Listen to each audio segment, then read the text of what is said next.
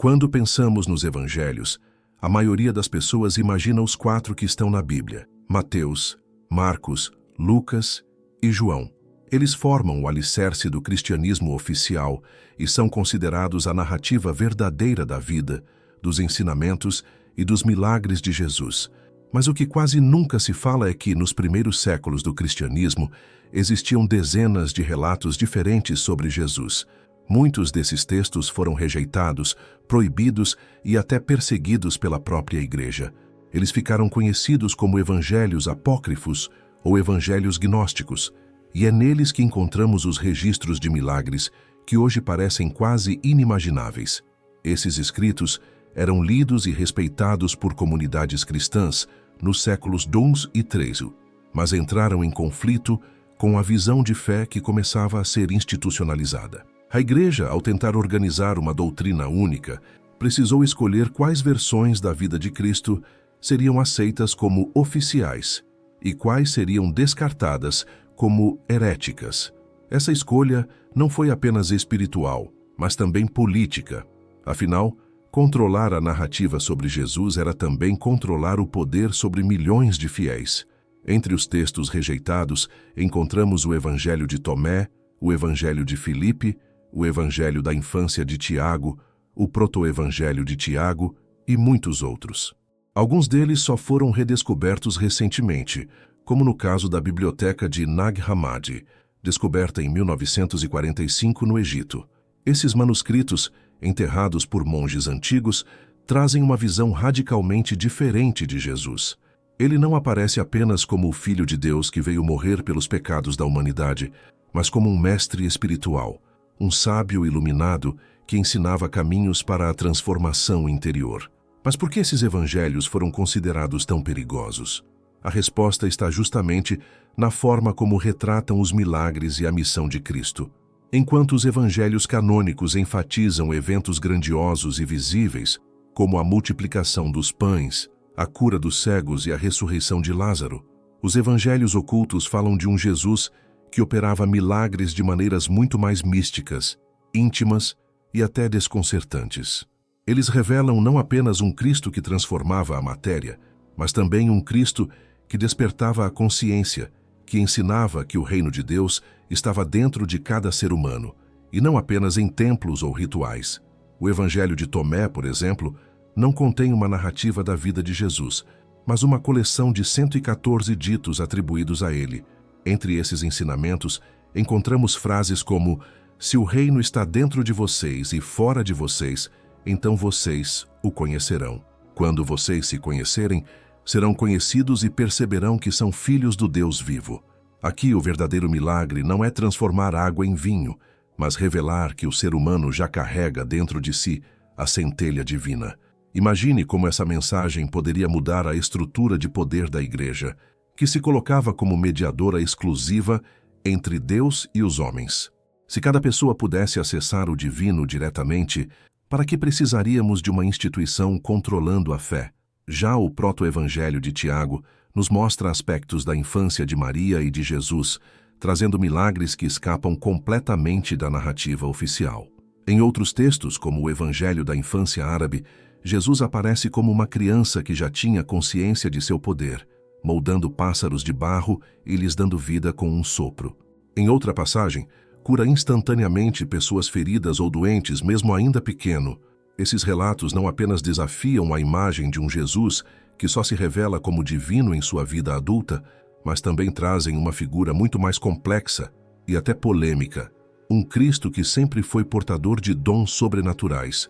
A questão é que tais relatos eram considerados perigosos demais, não porque fossem falsos, mas porque traziam uma face de Jesus que não podia ser controlada. Mostravam um Cristo universal, um mestre de sabedoria comparável a Buda, Krishna ou até aos grandes xamãs e iniciados de antigas tradições. Isso não se encaixava no projeto de uma religião que buscava centralizar o poder em Roma. A Igreja precisava de um Jesus cujos milagres estivessem de acordo com sua doutrina e que servissem para legitimar sua autoridade. Os evangelhos que fugiam disso foram queimados, escondidos ou condenados como heresia. E é aqui que entra o grande mistério. Se esses textos tivessem sido preservados, a visão de Jesus hoje poderia ser completamente diferente. Ao invés de um Cristo distante, representado apenas através da autoridade da Igreja, poderíamos ter um Cristo próximo que nos ensina a descobrir o reino de Deus em nós mesmos. Um Cristo cujos milagres não eram apenas demonstrações de poder, mas convites para que também despertássemos nossa própria capacidade de transformar a realidade. O silêncio imposto a esses evangelhos não conseguiu apagar sua existência. De tempos em tempos, manuscritos esquecidos são encontrados, revelando fragmentos dessa sabedoria oculta. É como se a própria história insistisse em nos lembrar de que a verdade não pode ser enterrada para sempre. Talvez os milagres que mais importam não sejam aqueles que a Igreja quis mostrar, mas justamente aqueles que tentou apagar. A maioria de nós cresceu com a ideia de que Jesus começou a realizar milagres apenas na vida adulta, durante sua missão pública, depois do batismo no Jordão. Mas os evangelhos apócrifos, especialmente os chamados Evangelhos da Infância, contam uma história muito diferente. Neles, Jesus não aparece como um jovem comum que só mais tarde descobre sua missão, mas como um menino prodígio, portador de dons divinos desde os primeiros anos de vida. E é exatamente por isso que esses relatos foram considerados tão perturbadores e, em grande parte, silenciados pela Igreja. Um dos textos mais famosos nesse sentido é o Evangelho da Infância de Tomé, não confundir com o Evangelho gnóstico de Tomé. Escrito provavelmente no século II, ele descreve episódios surpreendentes da infância de Cristo. Uma das passagens mais conhecidas é a do milagre dos pássaros de barro. O jovem Jesus, brincando às margens de um riacho, molda pequenos pássaros de argila. Ao ser repreendido por um adulto por profanar o sábado com essa atividade, ele bate palmas e sopra sobre as figuras, e elas ganham vida, alçando voo diante do espanto de todos.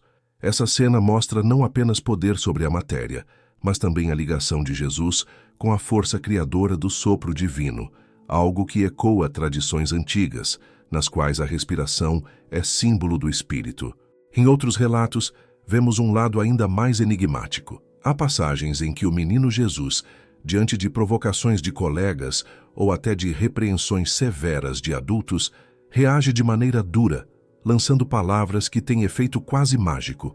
Em uma história, um garoto o empurra e cai morto imediatamente. Em outra, Jesus devolve-lhe a vida. Essas narrativas foram consideradas escandalosas, porque apresentam um Cristo infantil ainda em aprendizado, experimentando o peso de seu poder. Um ser divino, sim, mas também humano, crescendo e amadurecendo. A Igreja, ao longo dos séculos, preferiu ocultar essa versão de um Jesus imperfeito, pois não combinava com a imagem de santidade imaculada que desejava construir. Mas esses relatos não são apenas curiosidades. Eles carregam simbolismos profundos. O fato de Jesus criar vida a partir de barro remete diretamente ao Gênesis, onde Deus molda Adão do pó da terra e sopra nele o fôlego da vida. Em outras palavras, já desde criança, Jesus seria apresentado como aquele que manifesta o mesmo poder criador de Deus. É como se o apócrifo quisesse dizer: esse menino não é apenas um ser humano comum. Nele habita a centelha do Criador. Além disso, encontramos episódios em que o jovem Jesus cura doenças de maneira instantânea. Em uma história, uma criança sofre um acidente grave e Jesus, apenas com o toque ou uma palavra, restaura sua saúde. Em outra, ele ajuda os pais de um amigo que estavam aflitos com a enfermidade do filho. Esses milagres não são apenas demonstrações de poder, mas revelam algo mais íntimo, a compaixão que já estava presente em sua natureza desde pequeno. A mensagem parece ser que a missão de Cristo não começou no Jordão, mas já se manifestava silenciosamente desde os primeiros anos. Por que então a Igreja considerou tão perigoso preservar esses relatos? Uma das razões é que eles mostram um Cristo autônomo, espontâneo, independente da instituição religiosa. Se Jesus já tinha consciência de sua natureza divina desde a infância, isso enfraquecia a ideia de que somente através da Igreja se poderia acessar a revelação de Cristo. Além disso, essas histórias se aproximam muito de tradições de outros povos, nas quais figuras sagradas também realizavam prodígios desde jovens, como Krishna na Índia ou Buda no Oriente. Isso colocava Jesus em um contexto universal, não exclusivo, e isso poderia relativizar o poder absoluto da religião cristã institucionalizada. Outro ponto delicado é a dimensão psicológica desses relatos.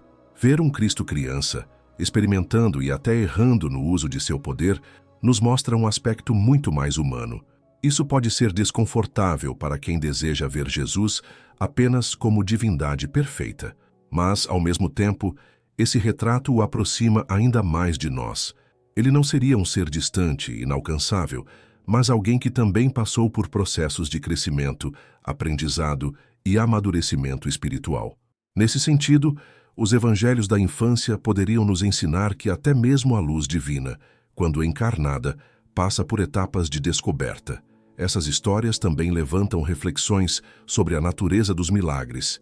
Talvez o que chamamos de milagres não seja um ato mágico arbitrário, mas uma manifestação natural de alguém plenamente conectado com o Espírito Criador. Se uma criança, mesmo sem plena maturidade, já consegue realizar tais feitos, isso significa que os milagres não são privilégios divinos restritos, mas expressões de um poder latente que também existe, em menor escala, dentro de cada ser humano. A diferença é que Jesus, desde pequeno, já vivia em sintonia plena com esse poder. Por fim, é interessante notar que essas narrativas nunca desapareceram completamente.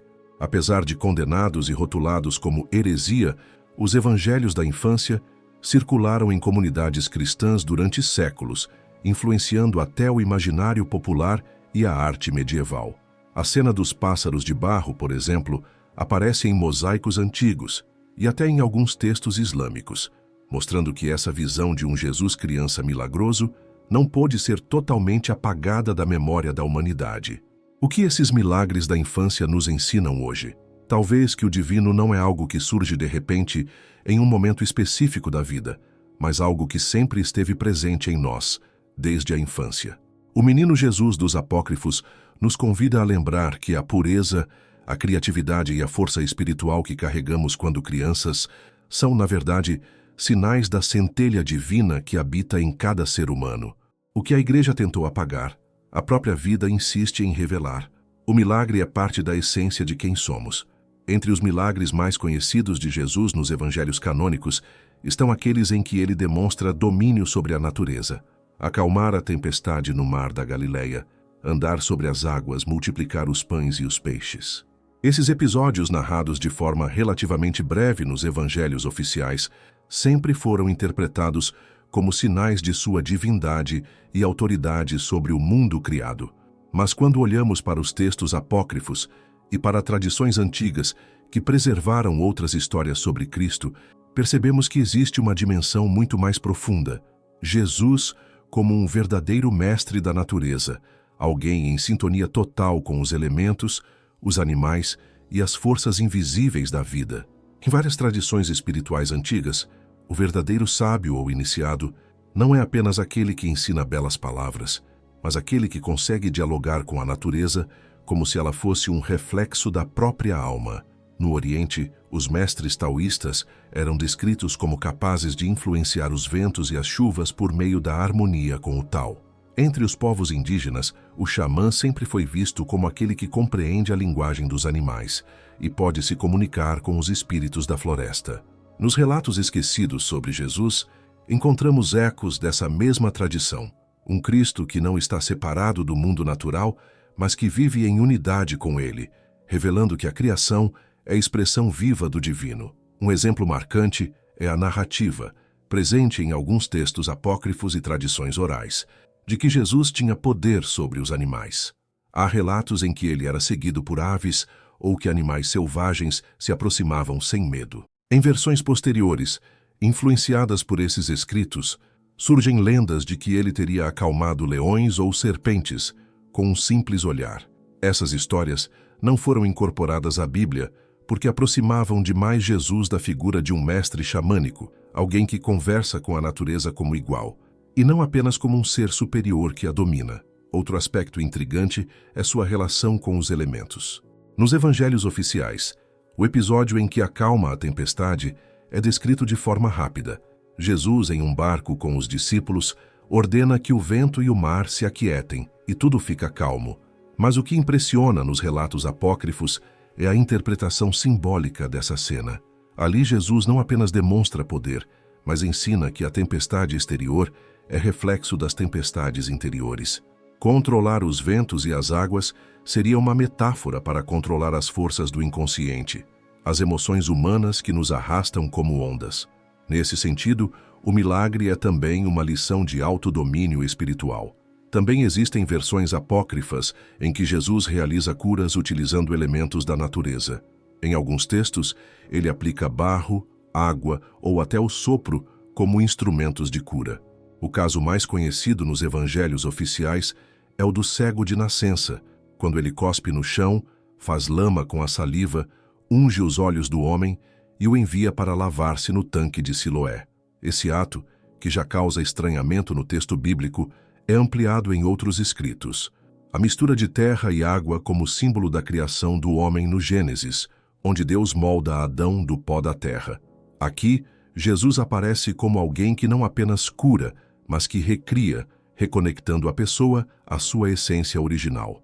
Esses milagres sugerem que Jesus via a natureza não como algo externo a ser dominado, mas como expressão do mesmo espírito que habitava nele. Essa visão contrasta fortemente com a mentalidade que a Igreja desenvolveu ao longo dos séculos, na qual a natureza era vista como algo a ser controlado, explorado ou mesmo combatido. Um Cristo em sintonia com o sol, a água, a terra e os animais poderia inspirar uma espiritualidade mais próxima da ecologia, algo que certamente não interessava a uma instituição preocupada em consolidar poder político e social. Ao pensar em Jesus como mestre da natureza, percebemos também como seus gestos dialogam com tradições universais. Andar sobre as águas, por exemplo, não é apenas um feito sobrenatural, mas um símbolo presente em várias culturas, indicando domínio sobre as forças emocionais e espirituais. Multiplicar pães e peixes não é apenas um ato de abundância material, mas um ensinamento sobre a capacidade de expandir a vida quando vivemos em harmonia com o fluxo natural do universo. Até mesmo sua comparação com a videira, eu sou a videira verdadeira e vocês são os ramos, revela essa identidade entre o Cristo e a própria natureza viva. É fácil perceber por que muitas dessas histórias foram suavizadas ou apagadas. Elas mostram um Jesus que não cabe dentro de um templo de pedra, mas que pertence às montanhas, aos rios, ao vento e ao fogo. Um Jesus que poderia ser compreendido por camponeses, pescadores, pastores e povos de qualquer cultura, porque fala a linguagem universal da criação. Esse Cristo natural, cósmico e vivo, representava uma ameaça ao Cristo institucionalizado, preso a rituais e hierarquias religiosas. O que resta para nós, ao resgatar esses relatos, é uma reflexão poderosa. Se Jesus tinha essa relação íntima com a natureza, talvez ele nos chame a reencontrar essa mesma conexão. Não se trata apenas de crer em milagres extraordinários, mas de perceber que cada pôr do sol, cada batida do coração e cada gota de chuva também são milagres, expressões do divino que se manifesta no simples e no cotidiano. O mestre da natureza não nos ensina a dominar, mas a entrar em sintonia com o mistério que envolve todas as coisas. Quando pensamos em ressurreição, a primeira imagem que vem à mente é a de Lázaro saindo do túmulo após 4 dias morto.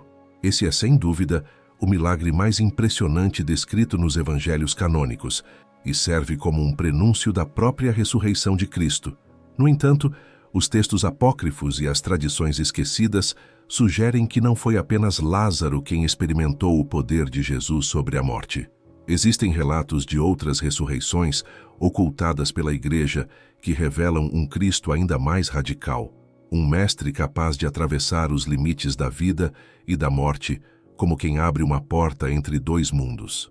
Um dos textos mais curiosos nesse sentido é o chamado Evangelho de Nicodemos, também conhecido como Atos de Pilatos. Nele, encontramos descrições do que aconteceu durante os 3 dias em que Jesus permaneceu morto antes de ressuscitar. Segundo esse relato, Cristo não ficou inerte em um sepulcro, mas desceu ao mundo dos mortos, libertando almas presas no Hades e conduzindo-as à luz. Essa cena, conhecida como Descida ao Inferno, ou Harrowing of Hell, foi considerada tão ousada que acabou transformando-se em tradição paralela, preservada em ícones da Igreja Ortodoxa e em algumas lendas medievais, mas raramente ensinada de forma clara no cristianismo ocidental. Afinal, essa versão mostra Jesus não apenas como alguém que ressuscita, mas como o libertador das almas desde a raiz da existência. Há também relatos de ressurreições durante a infância de Jesus, presentes em textos como o Evangelho da Infância Árabe. Em uma dessas histórias, uma criança cai de um telhado e morre diante de todos. A família, desesperada, acusa o pequeno Jesus de ter provocado a tragédia. Ele então aproxima-se do corpo e ordena que o menino morto se levante. A criança revive imediatamente, testemunhando que Jesus não teve culpa alguma. Esses episódios, embora polêmicos e desconfortáveis, mostram que a aura de ressurreição o acompanhava desde cedo, como se o mistério da vida e da morte já estivesse sob sua autoridade. Outros textos falam de pessoas anônimas, que não aparecem na narrativa oficial, mas que teriam sido tocadas por esse poder transformador. Existem referências, por exemplo, a soldados que teriam sido feridos mortalmente em confrontos e que foram restaurados pela simples imposição das mãos de Jesus. Há também menções a mulheres que perderam filhos pequenos e que os viram ser devolvidos à vida. Esses milagres apagados não foram incluídos nos evangelhos oficiais, possivelmente porque multiplicavam demais a imagem de um Cristo que ressuscitava constantemente, banalizando o evento final da Páscoa. Mas há uma questão ainda mais profunda. Se aceitássemos todos esses relatos, a ressurreição deixaria de ser um evento exclusivo, reservado a momentos-chave, e passaria a ser vista como uma força natural do Cristo, algo que ele podia manifestar sempre que necessário. Isso, para a Igreja, poderia ser perigoso. Afinal, a ressurreição era usada como a maior prova de que Jesus era único, singular, diferente de todos os outros mestres ou profetas. Mostrar que ele realizava esse tipo de milagre, repetidamente, colocaria em xeque a narrativa oficial que reservava a vitória sobre a morte apenas para a cruz e o túmulo vazio. Do ponto de vista espiritual, esses relatos esquecidos carregam mensagens poderosas.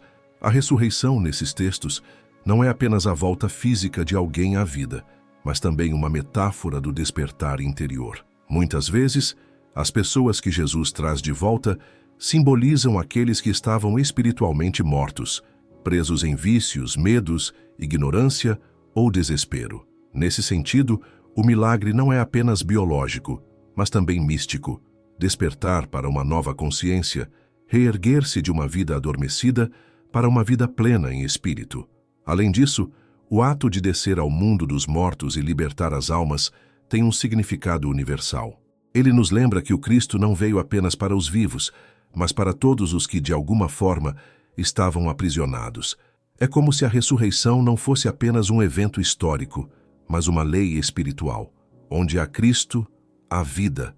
Onde há luz, não pode haver escuridão permanente. É fácil perceber por que essas histórias foram silenciadas.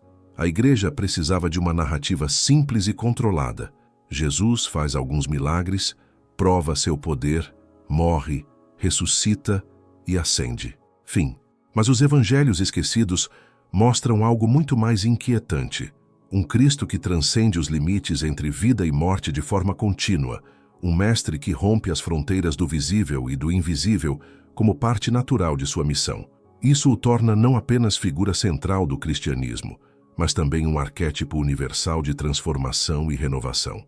O que esses relatos nos convidam a refletir é que a ressurreição não é apenas um dogma distante, mas uma experiência possível aqui e agora. Talvez você não veja mortos levantando-se ao seu redor, mas pode sentir em si mesmo o chamado para se levantar das pequenas mortes do cotidiano, a morte da esperança, da fé, da alegria, da coragem. Nesse sentido, o maior milagre não é trazer alguém de volta à vida física, mas ressuscitar almas adormecidas. Assim, os textos proibidos nos lembram de que o Cristo da ressurreição não é apenas o do túmulo vazio, mas também o da criança devolvida à vida, o das almas libertas no Hades, o das pessoas que se levantam da morte interior todos os dias. Um Cristo que não conhece fronteiras, porque carrega em si o mistério eterno. A vida é mais forte do que a morte, e a luz sempre rompe as trevas. Entre os dons mais lembrados de Jesus está o poder de curar. Nos evangelhos oficiais, lemos sobre cegos que voltaram a enxergar, paralíticos que se levantaram, leprosos que foram purificados e até pessoas atormentadas por espíritos que recobraram a sanidade. Mas o que quase nunca é discutido é como essas curas aconteciam. Se olharmos para os textos apócrifos e para tradições paralelas, encontramos pistas de que Jesus não usava apenas gestos simbólicos. Ele dominava métodos de cura que parecem misturar palavra, sopro, vibração, toque e energia, práticas que lembram rituais presentes em tradições espirituais de todo o mundo. Os evangelhos canônicos já dão alguns sinais disso. Em muitos episódios, Jesus não usa fórmulas complicadas, não realiza sacrifícios, não recorre a objetos mágicos. Basta uma palavra: levanta-te. Vê, tua fé te salvou. Essa simplicidade aparente esconde um mistério profundo. A palavra de Jesus não era apenas som, era vibração criadora, carregada de autoridade espiritual. Nos textos apócrifos, esse aspecto é ainda mais evidente. Jesus é descrito como alguém cujo sopro, voz e olhar eram capazes de transformar realidades, como se sua presença alterasse as frequências invisíveis da vida. Um exemplo aparece em tradições ligadas ao Evangelho dos Hebreus, um texto hoje fragmentado, mas citado por antigos padres da Igreja. Ele sugere que Jesus usava a imposição das mãos acompanhada de palavras secretas, transmitindo energia vital aos enfermos. Esse detalhe lembra práticas muito antigas, como o prana na Índia ou o qi na China, onde se acredita que o ser humano pode canalizar a força vital do universo por meio das mãos e da respiração. Não é difícil imaginar por que esse tipo de detalhe foi eliminado da narrativa oficial. Associava Jesus a tradições pagãs e mostrava que seu poder não estava preso a dogmas, mas a uma ciência espiritual universal. Outro ponto pouco lembrado é o uso do sopro. Em alguns relatos apócrifos da infância de Jesus, ele cura crianças apenas soprando sobre elas. Isso remete ao próprio Gênesis, em que Deus sopra sobre o barro e dá vida ao homem. O sopro é símbolo do espírito, da energia que atravessa todas as coisas. Em certas culturas xamânicas, o sopro é usado para limpar energias negativas ou para transmitir força vital. Ver Jesus aplicando esse mesmo gesto sugere que ele não era apenas um profeta, mas alguém que conhecia e dominava os mistérios do espírito presente no ar. A cura pelo toque também era recorrente. Uma das cenas mais conhecidas é a da mulher que sofria de hemorragia crônica. Ela não pede uma palavra, não pede um gesto, apenas toca a orla do manto de Jesus e é curada instantaneamente. Esse detalhe sugere que não era apenas a fala dele que tinha poder, mas sua própria presença irradiava uma energia curativa. É como se o corpo de Jesus fosse um canal da vida divina, transbordando vitalidade para quem tivesse fé suficiente para se abrir a ela. Nos evangelhos apócrifos, esse aspecto se intensifica. Existem passagens em que Jesus cura usando o olhar, apenas fitando alguém profundamente, como se penetrasse em sua alma. Em outros relatos, ele traça sinais no ar, ou toca pontos específicos do corpo, lembrando técnicas semelhantes à acupuntura espiritual ou aos passes energéticos de tradições antigas. Se esses detalhes fossem aceitos, abrir-se-ia uma questão perigosa para a Igreja. Talvez as curas de Jesus não fossem apenas milagres isolados, mas expressões de uma ciência espiritual perdida, que qualquer pessoa, em certo grau, poderia aprender a desenvolver. E é aqui que está o cerne da questão. Os evangelhos ocultos insistem em mostrar que Jesus não veio apenas para demonstrar poder, mas para ensinar. Em alguns textos gnósticos, ele afirma que os discípulos também poderiam realizar curas iguais ou maiores, desde que despertassem a centelha divina dentro de si. Essa mensagem, no entanto, era vista como uma ameaça direta à estrutura religiosa. Se qualquer pessoa pudesse acessar o mesmo poder de cura por meio da fé, do autoconhecimento e da prática espiritual, então a Igreja perderia seu papel de intermediária exclusiva entre Deus e os homens. Por isso, a versão oficial acabou reduzindo as curas de Jesus a milagres isolados, feitos extraordinários para confirmar sua divindade, mas inacessíveis aos demais. O que foi apagado é justamente a ideia de que o poder da palavra e do toque é universal, que todo ser humano, ao alinhar-se com o Espírito, pode se tornar um canal de cura.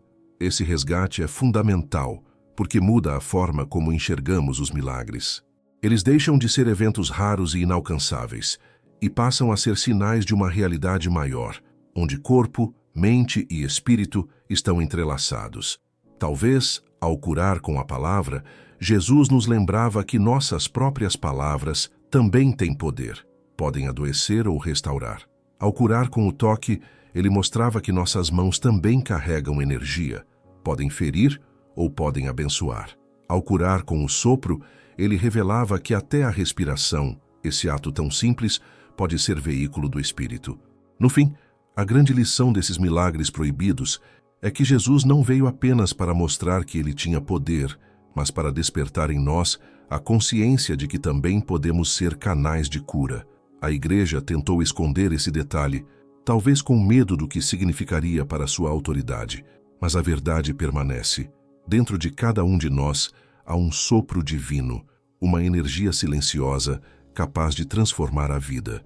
Entre todos os milagres atribuídos a Jesus, há um que não se encontra nas curas físicas, nem nas multiplicações, nem nos feitos espetaculares. O verdadeiro milagre, segundo os textos gnósticos e apócrifos, era despertar a luz escondida dentro do ser humano.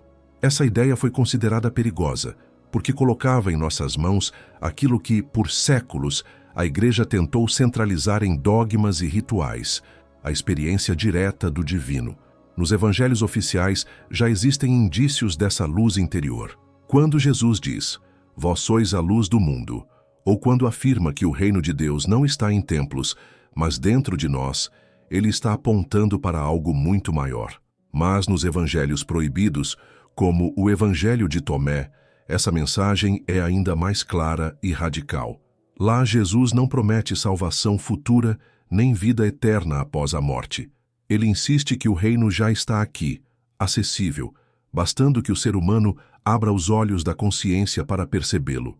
Essa luz interior era descrita como uma centelha divina, uma chama secreta que todos carregamos, mas que costuma permanecer adormecida. A função de Jesus, então, não era simplesmente ser adorado como um Deus distante, mas lembrar-nos de nossa origem divina e despertar em nós a lembrança esquecida. Em algumas tradições gnósticas, o Cristo é chamado de revelador, aquele que vem para acender a lâmpada em meio à escuridão da ignorância.